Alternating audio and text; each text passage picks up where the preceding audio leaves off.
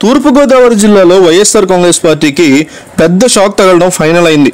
ఆ పార్టీ తరఫున కాకినాడ ఎంపీ అభ్యర్థి అవుతారనుకున్నటువంటి భారీ వ్యాపారవేత్త తెలుగుదేశం పార్టీలో చేరాలని నిర్ణయించుకున్నారు. ఆయన గత అక్టోబర్లోనే టీడీపీ అధినేతను కలిశారు. పార్టీలో చేరేందుకు సంసిద్ధత వ్యక్తం చేశారు. టీడీపీలో ఈ నెల 28న చేరడానికి ఆయన సన్నాహాలు చేసుకుంటున్నట్టు సమాచారం ఉంది. ఈ మేరకు టీడీపీ అధ్యక్షుడు చంద్రబాబు సమక్షంలో అమరావతిలో చేరాలని నిర్ణయించుకున్నట్టుగా చెప్తున్నారు. 3 నెలలుగా ఆయన చేరిక ముహూర్తాలు వాయిదా పడుతూ వస్తున్నాయి. చివరికి ఈ నెల 28వ తేదీన చేరడానికి నిర్ణయం తీసుకున్నట్టు తెలిసింది. కాకినాడ లోక్సభ టీడీపీ టికెట్ని ఇవ్వబోతున్నారు. 2014 ఎన్నికల్లో కాకినాడ నుంచి వైకాపా తరఫున పోటీ చేసి ఓడిపోయారు. అంతకుముందు 2009లోనూ పీఆర్పీ అభ్యర్థిగా అదే స్థానం నుంచి పోటీ చేసి ఓడిపోయారు. 2 సార్లు కూడా స్వల్ప తేడాతోనే ఆయన పరాజయం పాలయ్యారు. ఆ తర్వాత కాలంలో వైకాపాలో యాక్టివ్గా ఉన్న జగన్ మాత్రం ప్రాధాన్యత ఇవ్వలేదు. ఆయనే చలమశెట్టి సునీల్. ఇటీవల కాలంలో తూర్పుగోదావరి వైకాపాలో పరిస్థితి పూర్తిగా మారిపోయింది.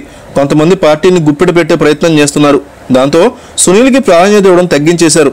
స్వతహాగా వేల కోట్లకు అధిపతి అయినటువంటి సునీల్ రాజ్యసభ ఎన్నికల్లో సైతం ఎంపీ ఇస్తే టీడీపీలోకి వస్తానని ఆఫర్ ఇచ్చారు. కానీ చంద్రబాబు అవకాశం ఇవ్వలేకపోయారు. కాపు సామాజిక వర్గంలో గట్టి పట్టున్న ఈ నేత జగన్ పాదయాత్ర కూడా దూరంగా ఉన్నారు.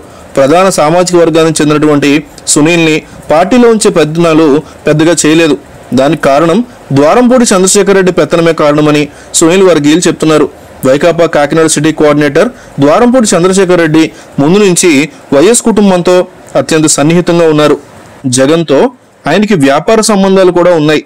దాంతో ద్వారంపూడిని కాదని సునీల్కి ప్రాధాన్యత ఇవ్వక ఆయన్ని వదులుకున్నారు జగన్. వైకాపా కాకినాడ లోక్సభ కోఆర్డినేటర్గా ఉన్నటువంటి చలమశెట్టి సునీల్ జిల్లా రాజకీయాల్లో ప్రాధాన్యం ఉన్న సామాజిక వర్గం.